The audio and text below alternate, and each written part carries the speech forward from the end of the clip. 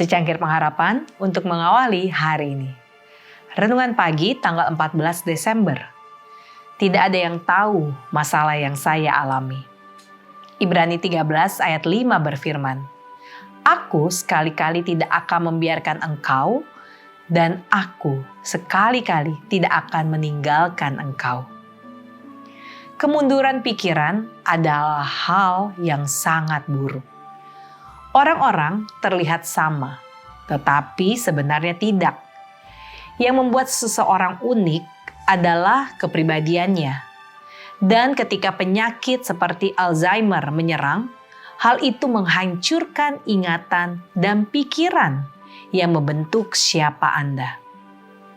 Kepribadian Andalah yang menopang hubungan. Ketika sesuatu menghancurkan kemampuan berpikir seseorang, hakikat orang tersebut ikut hancur. Orang tersebut tetap harus dirawat dengan penuh kasih, tetapi tidak bisa membalasnya. Itu sebabnya merawat anggota keluarga yang berpenyakit Alzheimer sangat menguras tenaga. Ketika penyakit ini berkembang, itu lebih merupakan hubungan satu arah para pengasuh memberi, tetapi tidak ada pengakuan atas upaya-upaya mereka. Tommy adalah orang pertama yang saya temui yang didiagnosis menderita penyakit Alzheimer. Istrinya Betty kerap bercerita tentang rasa kesepian menjadi pengasuhnya. Beberapa bulan sebelum kematian Tommy, dia menulis, "Saya merasa sangat sendirian. Tommy menuntut seluruh waktu dan kekuatan saya. Saya tidak mengeluh tentang hal itu. Saya mencintainya dan saya akan tetap bersamanya, baik atau buruk keadaannya. Saya tahu dia akan melakukan hal yang sama untuk saya. Namun, saya merasa tidak ada seorang pun yang memahami apa yang saya alami. Bahkan anak-anak tidak cukup berada di sini untuk melihat bagaimana itu merupakan sesuatu yang menguras dan menuntut. Lebih daripada itu, mereka tidak dapat memahami dunia terisolasi, tempat di mana saya tinggal. Saya tidak pernah bisa pergi kemanapun.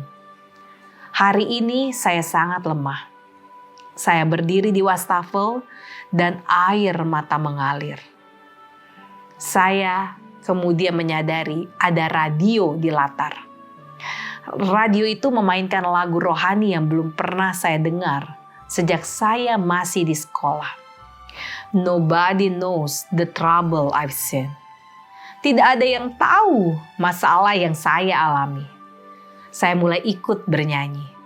Saat saya hanyut pada kata-kata yang sudah lama terlupakan itu, saya merasa dikuatkan dengan kesadaran bahwa tidak ada seorang pun yang tahu kecuali Yesus.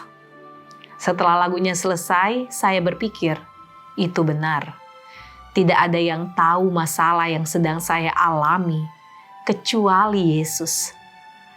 Saat kedamaian menyeliputi saya, terkadang saya memahami bahwa kita semua harus menanggung sebagian dari rasa sakit kita secara pribadi. Tidak ada yang benar-benar memahami apa yang dialami oleh orang lain. Tetapi kita bisa terhibur dengan kenyataan bahwa Yesus mengerti. Saat saya membaca ulang surat Betty, saya memutuskan untuk lebih pengertian kepada para pengasuh di dunia ini. Sungguh pelayanan luar biasa yang mereka berikan. Tetapi siapa yang memenuhi kebutuhan mereka? Siapa yang peduli dengan para pengasuh? Doa kita hari ini, Tuhan, adakah orang yang perlu saya layani hari ini? Bantu saya menjadi lebih pengertian ketika orang lain dalam kesulitan dan kesepian. Amin.